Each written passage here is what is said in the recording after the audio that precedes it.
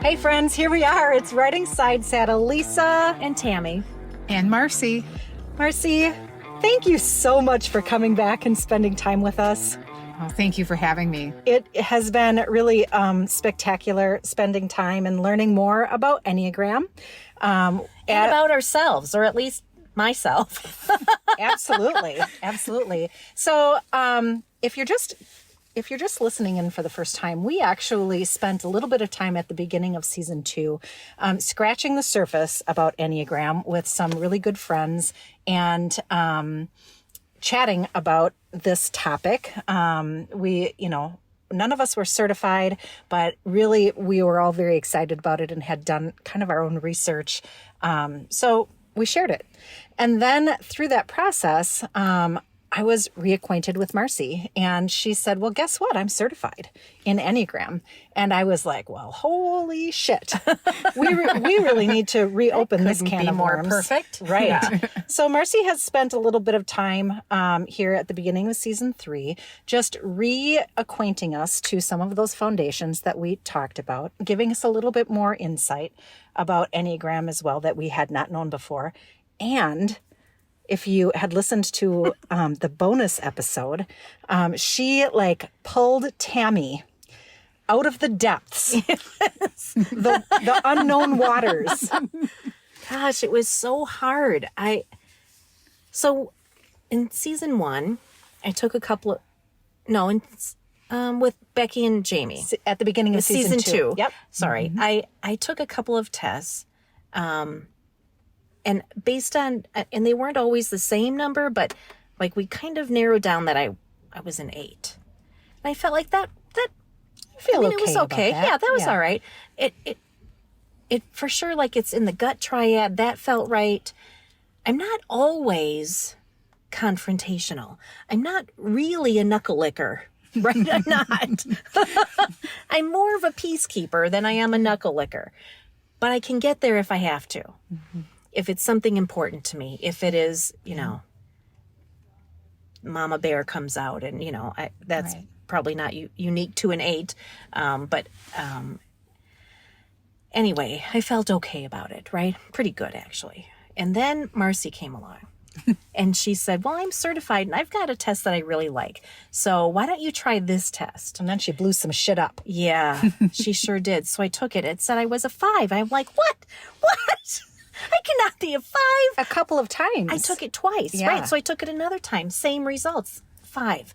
This cannot be right. I'm not taking this. I'm not a 5. I must not be answering these questions right. So part of my issue was some of the wording I think I was getting hung up on. But some of it also is I react this way in this environment. Yeah. Mm-hmm. But I don't think that's really who I am. I think that's really more of a survival thing. This is who I have to be in that environment. In order to make it. Absolutely. Yeah. The expectations are set for me. And in order to meet those expectations, this is who I have to be.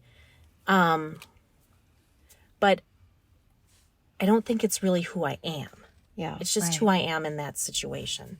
So it really threw me for a loop. So I took it a third time and I thought, well, okay, I'm not going to read this and think, well, except at work I do. I'm going to not do that. I'm just going to really try to focus on who I am. And then it said I was a 7. I'm like, damn it all. I know I'm not a 7 either. You're definitely not a 7. No, I know I'm not a confident in 7. that. I know I'm not a 7. So then I was really just like, that's it. I am 52 years old. I still don't know who I am. When am I going to learn who I am? So along comes tough. Marcy. It was hard. And she said, listen, we can work through this. Yeah. So I've got some other things that we can do. The test is a fine starting point, but there's more to it than that. Right. So we worked on some of that and we talked about it in our bonus episode a little bit. We came to, I'm actually a 9. You're a 9. Are. I'm actually a 9. Yes. And that feels better to me than the 8 did even. 8 felt good. 9 feels right. Yeah. Right. Mm-hmm. So you're going to go home and you're going to really just dive in. Yeah, I am. Yeah, Instagram has everything on a 9. Enormous number. Yeah. There's a ton of material for sure on the Enneagram out there. And, what was it was fun going through the exercise with you and seeing you explore and Freak really out. That was fun for you, was it, Marcy? no, that's not what I mean. But to really invest in taking the time to do some of that self-awareness and as you mentioned, you're a 9 with a 1 wing, but you draw on that 8, Right. So it does feel good in some places, and the 5 I would say is a little bit of an anomaly, Twice. but twice, which But why? So why? So when you look at the 5s, they want to be capable. They have that longing. And if you think about that 1 wing and picking up that thread of perfectionism, of doing things the right way, there's a little bit of that competency piece there. So depending on how you were answering the questions, that's one component that will kind of show up a little different. Sure. You can also see that the 9s and the 5s both tend to withdraw. So again, as you're going through and responding to questions in a personality test, depending on what was going on and so forth, you may have been drawing upon those characteristics a little stronger, and that is likely what was showing up, was a little bit of that, wanting to be competent, wanting to be right, wanting, and then withdrawing in different situations. Yep, I can see that too. Yeah. So. All right, so I'm a 9. So fascinating. It is fascinating. Yeah. Congratulations. Hey, thanks. Yes. That was a hard one. Good Lord, I feel like, wiping my brow. Yeah. That's awesome. Well, thank you for that. Absolutely. You can see the look of relief on her face. Yes. To feel like she's not like this type orphan anymore, right? Right. Like, I don't know where I came from or who I am. Yeah. So that's good. That That is doesn't good. fit. That doesn't feel right. Right. Yeah. Because it wasn't right. No, Right. it wasn't. So Yeah. nice. Congratulations. Thanks. I'm 52. I know who I am. Well, now the fun is 52. beginning, right? Right. Yeah. Absolutely. So then what do we do with this? So now I'm a 9. You 2 are 1s. Okay. we are. So now what? We're all How looking does at it each play other in? stunned. There's I don't fucking know. Now what? Mercy, you're certified. You tell us. well, let me tell you what's next. So, as you mentioned, there's a lot of different things that you can read out there on your own and begin to again become familiar and think about, okay, one really great way to start when you're thinking about the Enneagram and yourself and your personality is to consider stories that you can attach to some of the different descriptors. So start thinking about, when was a situation like this? Or when may I have reacted in this way? Again, with the descriptors that are assigned to your type, your core type. So that's one, good next step. And we'll explore in the future some of those levels of development, moving from healthy to average to unhealthy. Yeah. We all, go through that continuum For sure. on a daily basis. So looking at that, we'll begin to look at those wings more. And, another great way is looking at how you tend to respond in stress. Yeah. How you're managing those emotions and those things that you're going through, and being able to become aware of some of those signs and those signals that tell you, ooh, I need to reevaluate, take a deep breath, whatever it is for you. And that's both, through what those actions are, but I also believe very much your body is telling you. So paying attention to how you feel in those moments so that in the future you can sense that and adjust. Maybe more quickly More and not quickly. wait till you're, up to your neck in swamp water. So this feels like, honestly, I'm envisioning two puzzle pieces coming together, right? We have talked a lot about Enneagram, and we've also talked a bit about emotional management, Right. which is kind of what you're referring to right now, Absolutely. right? In just different words, to be able to recognize, the physical reaction that you have in certain situations where you might be, I don't know, I feel like stimulated is the wrong word, but like where you're in a situation and You're on high alert, maybe. yeah, and what are the physical reactions, right? How do you react? What are your behaviors, and how do you manage through that? And I'm imagining as a 1 that might look different than a 9 or a 7 or a 3. Absolutely. Absolutely. So, when we're going to just continue going down your 9 path. Okay. So, All right. with our 9s, there's some withdrawing. Yeah, I do that. Yep. And with the 1s, there's some of that repressing. So there's kind of this putting everything just kind of inside. Yeah. And kind of repressing that. it. I will tell you that me too. Proud one here. From a somatic perspective, when you think 1s especially, very common, tense, rigid. Yeah. So if you think, that's a very common 1. And yeah, become more rigid. You think about things, they're thinking there's only one way things can be done. Yeah. You get stuck in there. You get stuck in there. You're thinking about, we talk about that inner critic. We've talked about that inner critic for the 1s specifically. Yeah, the gremlins. She's a bitch. Oh, she is. She's a real bitch. She is. Shut the hell up. And again, when you're in Wish it didn't stress, sound so much like my own self. yeah, don't know how to get different around voice. that one, you guys. I have no magic for that. No magic for that. But I can tell you that becomes much stronger, in those moments of stress or when you're in high alert. So that's something definitely to look out for there. With the 9s, we mentioned kind of some of that withdrawing, but 9s also tend to, when they're stressed, become a little more forgetful, and a little more stubborn. So if you see that a little, now that throws me off a little bit, because 9s, I guess in my brain, are kind of like, yeah, I'll just go with a lot of things, right? Go with the flow. Yeah, kind of okay. I'm good with that. But then I hear stubborn, and I'm like, well, that doesn't sound very 9-esque. But they go to a different type exactly under stress, which which is the 6. okay. Oh, yeah. So 9s do go to 6s in stress. Yeah. So there's a little bit of that, that you'll tend to see.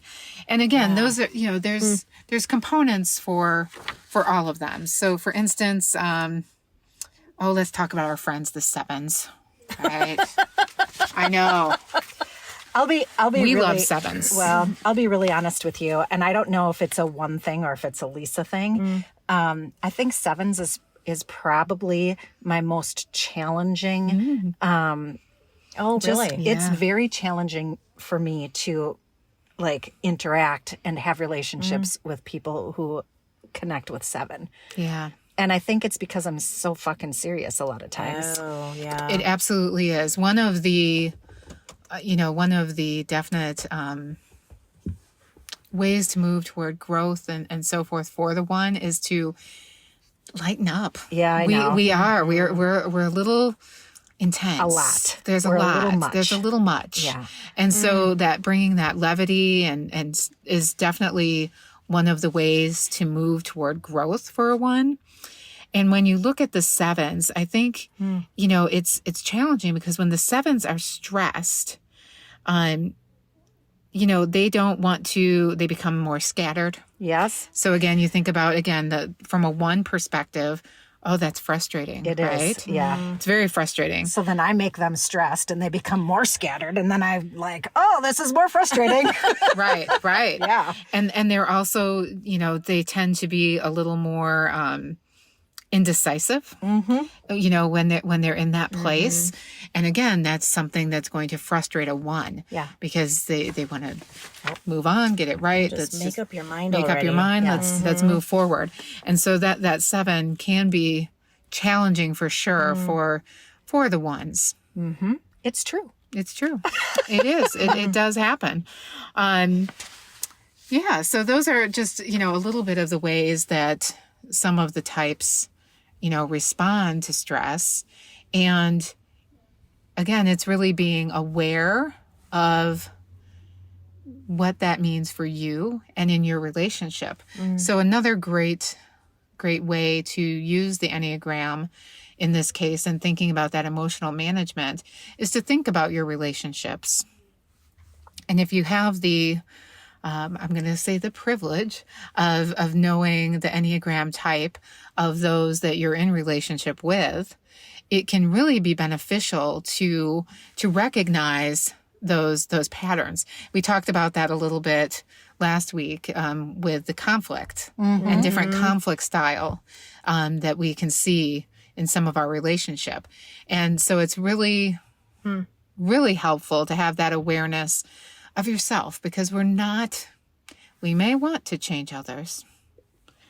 It's not But your we're job. We're not going to. It's not our job, the and we core can't. isn't. Right. The core It isn't going to change. Right. So what we can do is be more aware of our own reaction responses, know what's triggering it, and then start to think about, okay, how can I turn this around?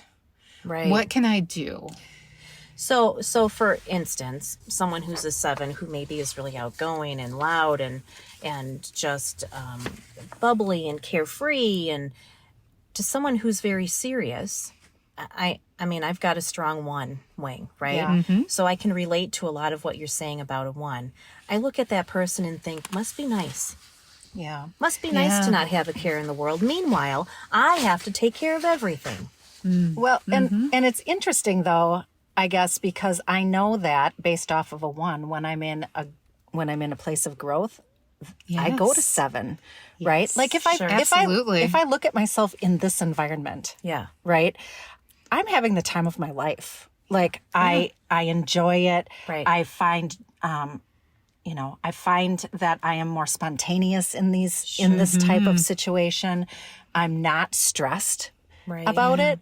So Or super serious. right. Right. Yeah. And that exactly. right. So I'm more capable of like taking on some of those attributes when I'm stressed though, or when it's like we're not here to have fun. We're Yeah. here to make Got a something job happen. to do here. Yeah. Then those types of things start to get under my skin. Right. Right. Yeah. Right. But if you know that about yourself and you see yourself starting to react, you can be more of an observer than a reactor in that situation. Right. Right. And I think even come in with the knowledge also allows you to have more compassion. Absolutely. Right? Like if I Yes. know that this is the way I manage myself when dealing with this type of personality Sure. in this type of environment, then I can have more compassion for myself Yes. and for that other person. Right. Yeah. Instead of just being irritated. It must be nice to be you. Yeah, like what the fuck's your problem? Right. Right. We're talking about something serious here. Right. Right. Right. Right. Yeah, that compassion, again, we talked about that before too, but that compassion, not only for others, but for yourself. The compassion, I know, again, as a 1 and that inner critic So hard. gets to me. So when, sometimes when I'm in those moments of stress with someone else of a different type, then I take it internal.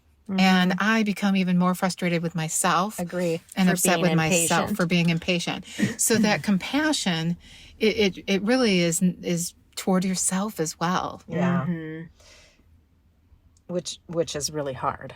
It is hard. Yeah. So I was connecting to as you know, I listen to these things all the time, pretty regularly. And in one of our episodes about book club, one of the things that stood out to me was, people talk about love yourself, love yourself, Right. love yourself. Right. You have to love yourself.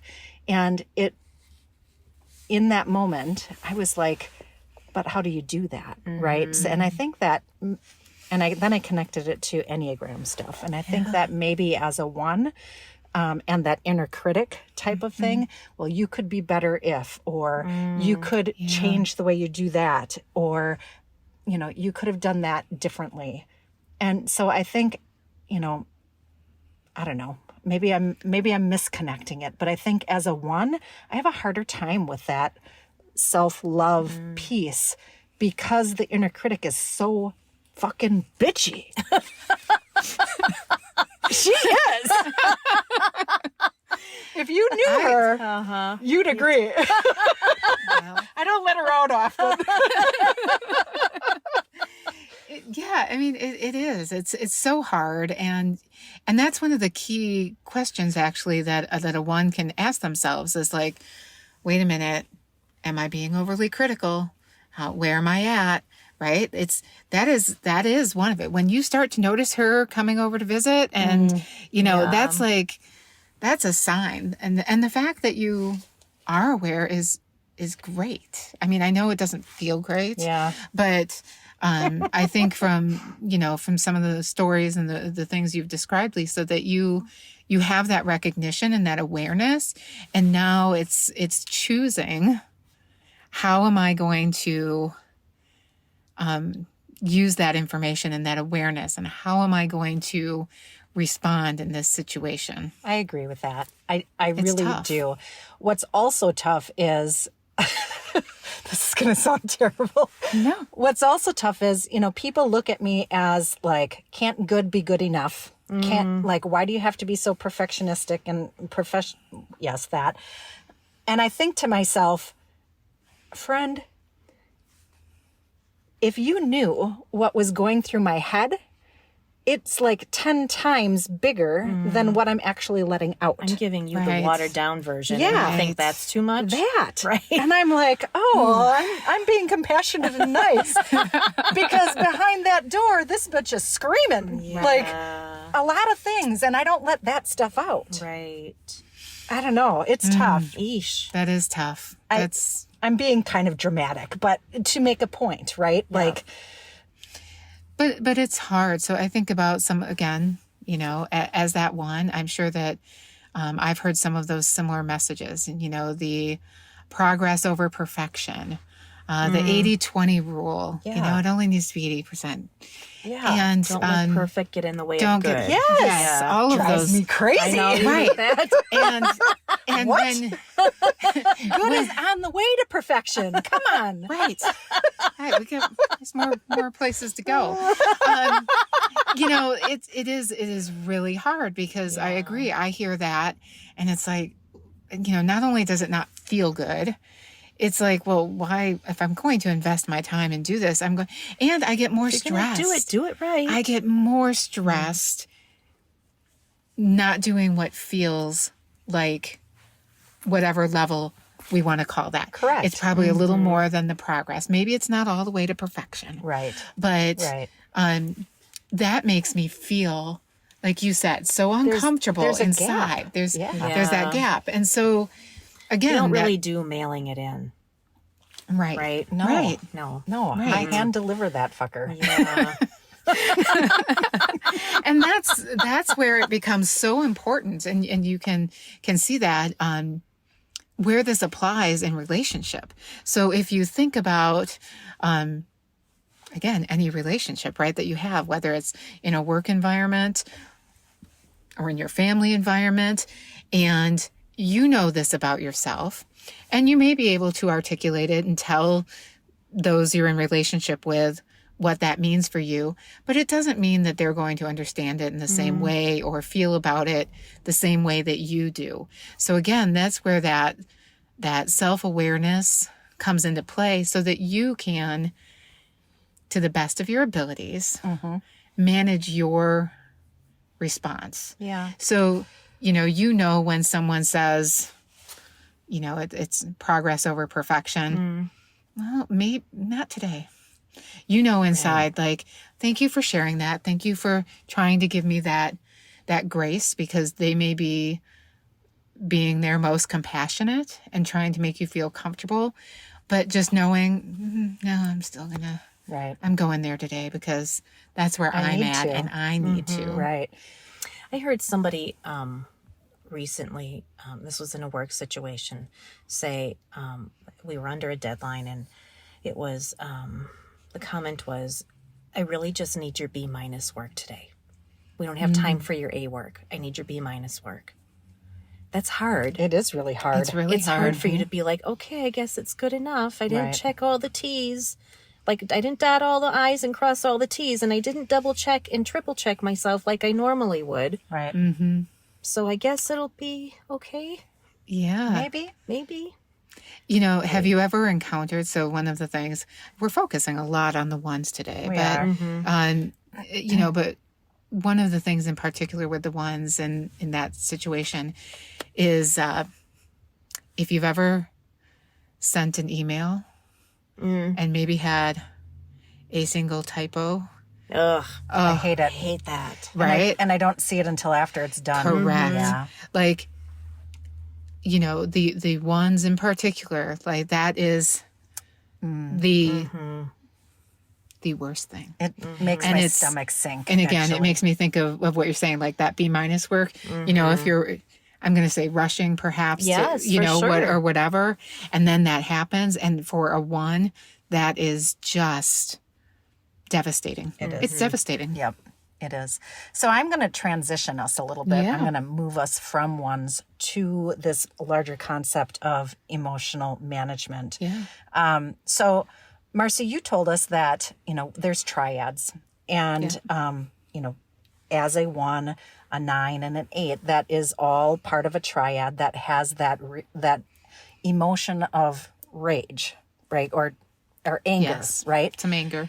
So, so naturally then, as we're kind of talking through emotional management, that would be the core emotion that those types would have most difficulty Yes. trying to process. Yes. Right? Absolutely. So we talked a lot about ones. Is there anything else from that triad, from rage, that you might like, or anger, that you might suggest that people in those types like might want to do, or maybe hurdles that, you know, they would face as that type as opposed to other types? Yeah, absolutely. So I think one of the things coming from that gut triad is really an intensity. So again, in those moments of stress, in particular, we see it with 8s. They'll definitely come at it with an Fully intensity loaded. that they Yeah. are fully loaded, and they want you to be at that same intensity. And that applies to all 3 to varying degrees within that gut triad. So I think that's the other thing that I would point out Yeah, in that piece. that makes a lot of sense. Awesome. Yeah. Thank you. Yeah. And then if we go to some of the other triads. Where I was going, girl. Yeah. Yeah. So the next triad is going to be our heart triad. So our 2, 3s, and 4s. And that emotion that they're struggling against, their struggle is shame. So if we think about the 3s, you know, they're striving, they're achieving. And if they're not, they're ashamed. I see. You know, so they're struggling with that shame. Those 2s that are out there helping, they're very, very good helpers. They want to help everyone. Yeah. They want some attention for it, and if it's not coming, they're feeling shame, right? That's what they're struggling with, is that shame, and those varying degrees there. And then, you know, our 4s, they have that same thing. They want to be, you know, unique, and they want that to be recognized. And when they're not, they feel different in the not the way they want to feel different. Like they like to feel different because they want to be unique. They're stand out. They're standing out in a different way. But when that isn't happening and the attention is wrong, they feel like there's something wrong. They're ashamed. Like they something feel that at shame. the core of them. Something is at the wrong. core of them, and feel that shame. So, Gosh. so those are some struggles from that heart, and you can see how that applies and why it's called the heart, right? Can. You know, when you're in those situations, we can all understand and be, again, that compassion for individuals who are doing those things, have those core motivations, and feel that shame. Interesting. Yeah. So where I find that, where I see that conflict for myself anyway, it's often with somebody in a younger generation. And I think every generation does this, where everything is new to them. So they think it's all like, this is a new concept. I basically created the wheel, but there's been wheels around forever, Yeah, right, But every right. generation thinks theirs is the original concept. And so when I encounter someone like that at work who think that they have now just, created some, something, some new process or A solution of some kind. yes. And I'm like, so yeah, we used to do that, and here's why we don't anymore. Yeah. Or, cause I've been at the same place for a long time, or it's, yeah, I used to do that when I was your age too. I don't do that anymore. Yeah. Like that sort of thing. And I don't always say it out loud, but I often think those things. And I recognize that this does feel like a new concept to them because they're so much younger than me. But it might. And that's what I thought it was. Like, this is just a generational gap, right? But maybe it's not. Maybe it's a personality thing. And Right. And it's not with everybody in a younger generation. Yeah. It's with, just a couple of people that I can think of. And like, geez, that's what it is. It's not because you're so much younger than me. Right. It's because you don't want to feel that shame Yeah. by being Right. ordinary, Right. right? Ordinary is shameful, Right.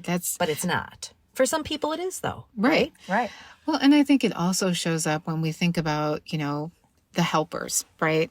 So, they want to help everyone. When they start to get stressed, they start inserting themselves where they don't really need to get into. They start complaining a little bit about how much they do compared to others. So I think about, your story, and I think about, being in a situation with someone who is like that. It's very likely or possible that they could think they're helping by bringing up, oh, I've got this great idea. We can do this, right? They're feeling stress, but here, I'm going to just help you because I can tell whatever, it's bringing me stress. And then it's frustrating, right? Because to your point, you've been there, done that, and I'm not looking for your help. Right. Right. And then their response is to feel like, oh, I'm ashamed. I shouldn't have, jumped in on this, or I should have just stayed back. So again, like you said, it may not, there may be a generational factor.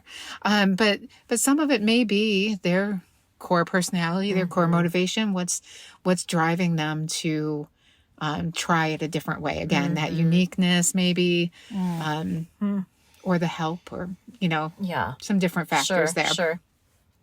Yeah. Interesting. That is interesting.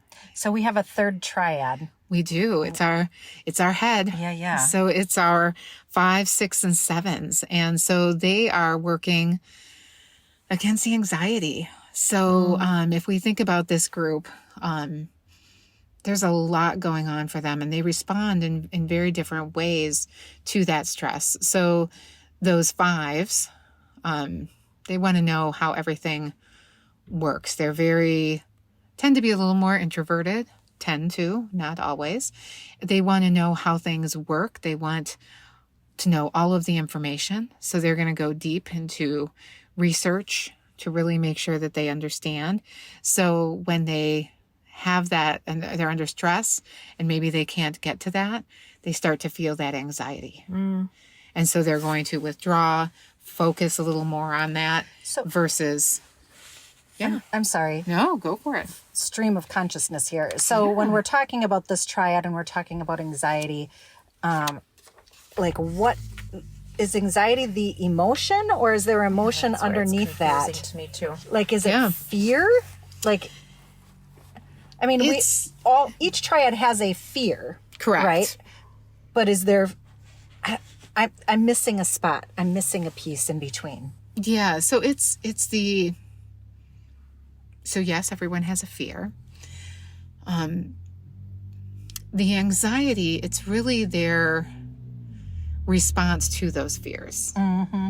If that makes sense. So again, when we think of the shame or the anger, right? Yeah. It's our response to that, to those fears. Okay. And so anxiety, I know that's a tough one, right? I mean, I know that it's a little bit more. It's a little broad. Mm-hmm. Yeah. I mean, who doesn't feel anxious from time to time? Right. I mean, I don't know that is exclusive to any particular type. Yeah. Right. So that's how kind of the 5s. And then if we look at our 6s, as they get into those stressful situations, their anxiety is going to show up really in struggling to make decisions, because they're always thinking about, am I doing enough? Is this my fault?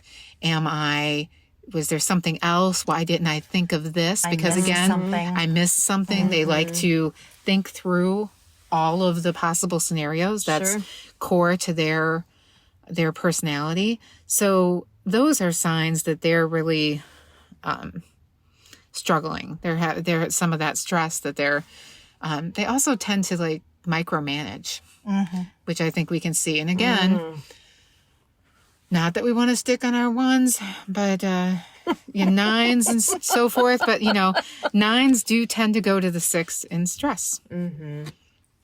So again, that's a little part there. So where some of that overthinking starts to come into play.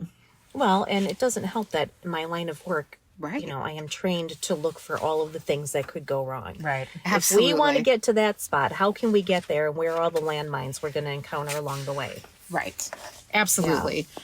And again, we've talked about that too, but, can't underestimate. Those things definitely do factor in. So that's when it's always important to remind, step back and ask yourself, is it situational? Again, that awareness, you start to pick up on how you react naturally or more common versus situational. And that will help you start to separate those components of your personality. Yeah, that makes sense. I'm making another leap here, and it is not something that I expect that you would have an answer to. It is so this is a challenge. Well, it's just where my crazy mind goes. All right, let's do this. So if we... I like it. Okay, here we go. Okay. Hold on, Marcy. Okay.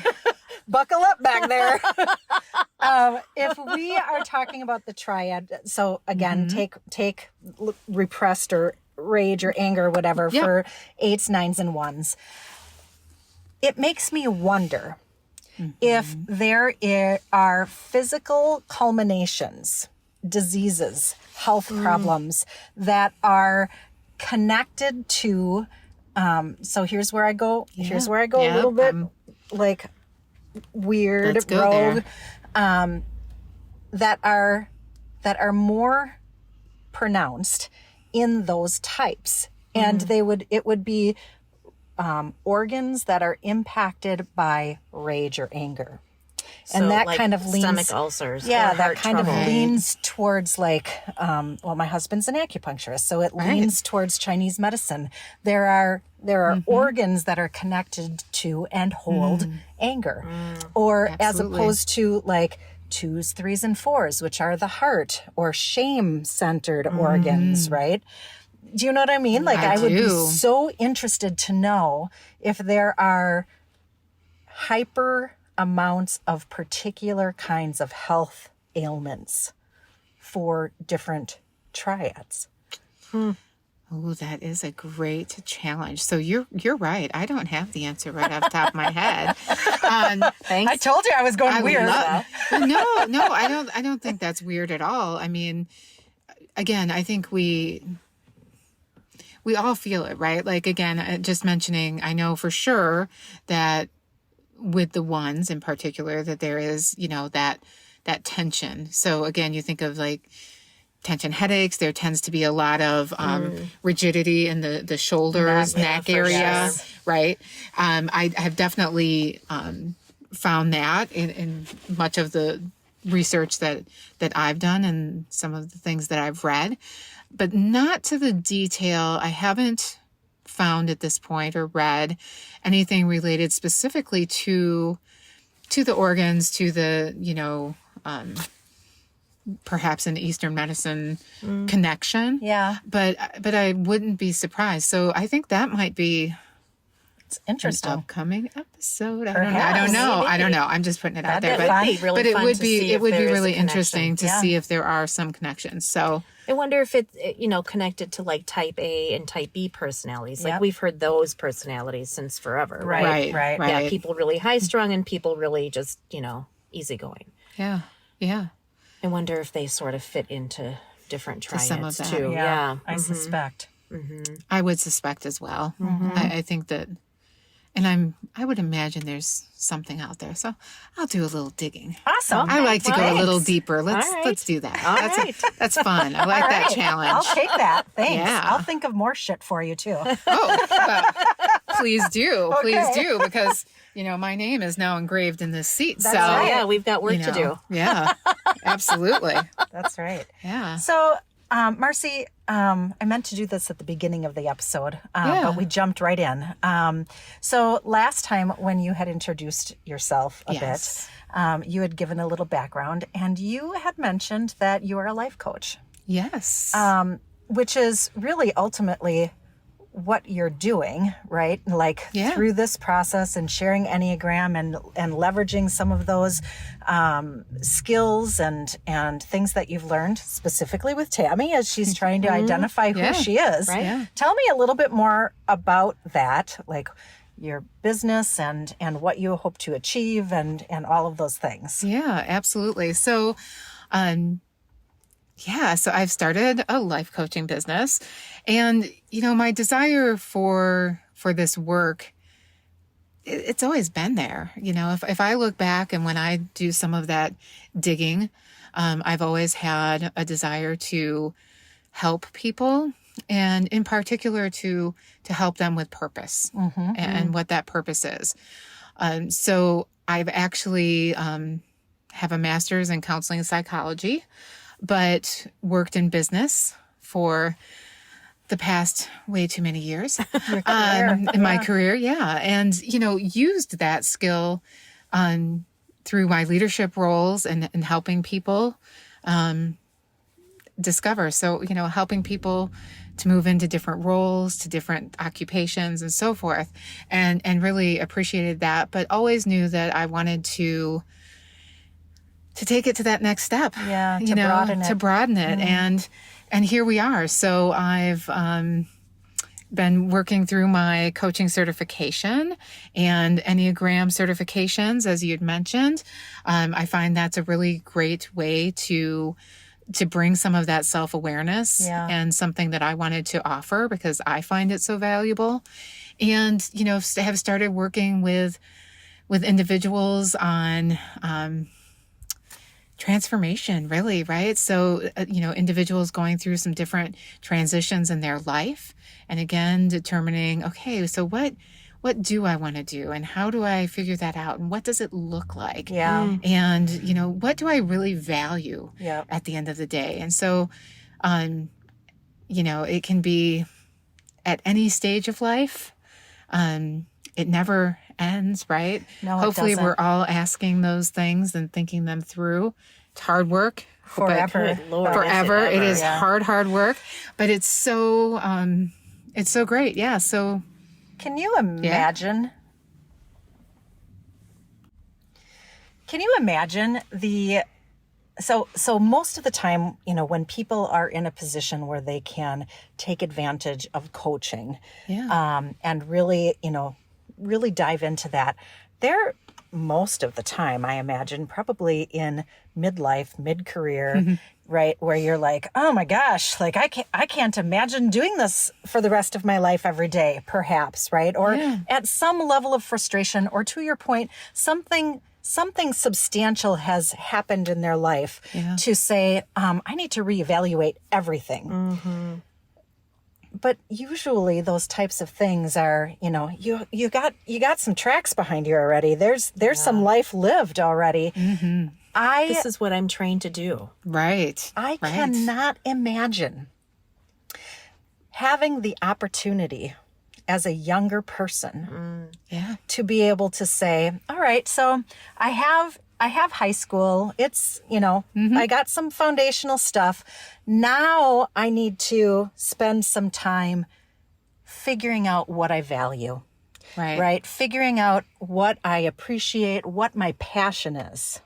Gosh. Yeah. Doesn't that sound amazing? It sounds ideal as a number one. I feel like that It sounds ideal at 50. Yeah. Well, not even just at, an 18-year-old. But I'm saying at any point. It's so much harder when you're 50 because you have all of this shit and responsibility and people have expectations of you and starting over. You've created your expectations ruts of yourself. The ruts are already there. And you have a lifestyle you have to uphold and, bills to pay. Yes. And people counting on you. But if you're 18, right? Let's just say before you even go to college, right? Absolutely. Like, all right, I got the fundamentals 1 through 12 done. Good.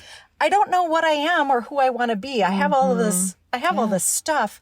Now let's go through and do, several weeks of coaching or whatever that looks like, so that I can figure out what I want to do for the rest of my life. Right. I have a daughter who's 16 and a half, and she's scared to death to become an adult because she doesn't know what she wants to do. And if I look back, I didn't. I didn't either. Yeah. Like, I did not. I just went with the way the flow was taking me. Yeah, it's interesting. I have had the opportunity to work with some 18-year-olds, actually. Oh, awesome. And it has been fantastic. So I've kind of run that gamut. And, when I think about this work is so valuable at any age. Yeah. You're right. And for different reasons. And that recognition that we don't have to be stuck in that rut, what we feel is a rut. We have to acknowledge it, be appreciative of what it brought us. Yeah, what it taught us.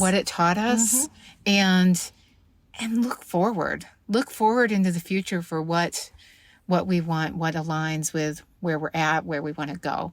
And I think that's, and that's part of why I named my company the way I did. So it's Be Anything Coaching, because I truly believe that at any stage, at any age, we can be anything. And that means that means very different. That means a whole multitude. And I want it to mean a multitude of things. And I believe my role is to help guide. I love that. Yeah. I'm sitting here like shaking my head. You can't hear me shaking my head, thank God. But I am, because like I love how intentional you were in choosing a name that allows it to be just the horizon. Really. Absolutely. Like really anything. You pick it. Anything. Whatever you want it to be. Yeah. Exactly. Yeah. Be anything. Exactly. Fantastic. Wow. Yeah. And what I really love about that is, so anything, that's really big and broad, right? It is. There are way too many choices for me. Oh. But then there's your skill set that helps you kind of narrow that down and find what's right for you. Right. Not just, you're... What do you want to be? You're Right, a female, so you probably should be a teacher or a nurse. Like when I was going to school, that's a lot of the girls were like, they were kind of being guided in those directions. That's what you should do. Yeah. Maybe a secretary, right? Yeah. Not anymore. No. No. You really can be anything. But that And you doesn't can mean you be- should be everything. Like, that doesn't Right. fit either, Yeah, right? it feels Right. too big. Absolutely. Right. And it's really, again, it comes back to, what do you value? What's important to you? How do you then make that work? So again, that's what starts to bring in that narrowing and working through that with individuals. And it's just so gratifying. Beautiful. It is so beautiful to see that, to see your smile, Tammy, as you become more aware of you're 9, right? Like, that's just the tip of the iceberg. And you just think of that. Right. That's so exciting. And it's so gratifying and just, work that I love and that, part of my purpose. So That's that what, lights you up. it lights me up. I love it really it. does. I love it. Love it. Yeah. It brings me a little of that levity. That set, yeah. when we talk about that Yeah. as a 1, Yeah. I don't feel drained by it. I don't feel, So I feel serious. so serious. Yeah. And Energy giving. it is energy giving. Yes. I love it. Yeah. Yeah. And I love want to that. bring that to those I work with. Awesome. Ugh. Marcy, thanks again for spending time. Man, we're talking so much in here that the recording studio windows are fogged up. They are. I can attest to that. And it might have been a lot of me talking. So now I'm feeling a lot of hot air. I know, you guys. I'm a little concerned. People walking past us, Yeah, 3 they're women in wondering. the Jeep with the windows all fogged up. Not really sure what's going through their know. heads, but Right. but it's all good. It's seriously good stuff happening in here. So thank you. She's embarrassed now. No, I'm not. This is that fun and levity, She's you like, guys. What the hell did I get yes, myself right. into? No, this is fantastic. I like making everyone wonder what we're doing in here. I do too. I kind of like it. wondering. I'm kind of like, huh. Let 'em I wonder. bet you want to be in here. Right. Right. I'm going to go step outside and have a cigarette now. Ooh. I'm kidding. I don't. I don't even smoke. All right. With that being said, Yeah. thank you very Thank you much. so much. Thank you. Thank you Marcy. for having me. Looking forward to spending more time. Me too. Me 3. All right. Thanks for finding my number for me. Oh, Or You- helping me find my number. you found your Yeah, number. that's- I'm yes, just I here to found it, guide but you. you helped me. So thank you for that. You're welcome. And tonight, man, this recording studio was extra loud tonight. It was distracting for me. So we might have to take this studio on the road and find somewhere a little more quiet next time. So I apologize if it was loud in the background. Todd can maybe work a little magic, but I know some of that noise. He just, there's only so much that someone can do. So apologize to our listeners for that being a little noisy.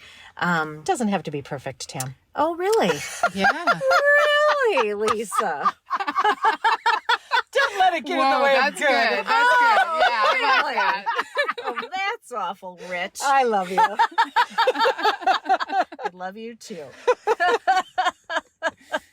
So, thanks, Mind Garden Media, Yep, for absolutely. putting this together. I know we're probably giving him an extra challenge this week because it was a little bit noisy, but I don't know. It's all right. I know. Sorry, Todd. Thanks for our listeners coming along on the ride with us Yeah. week after week.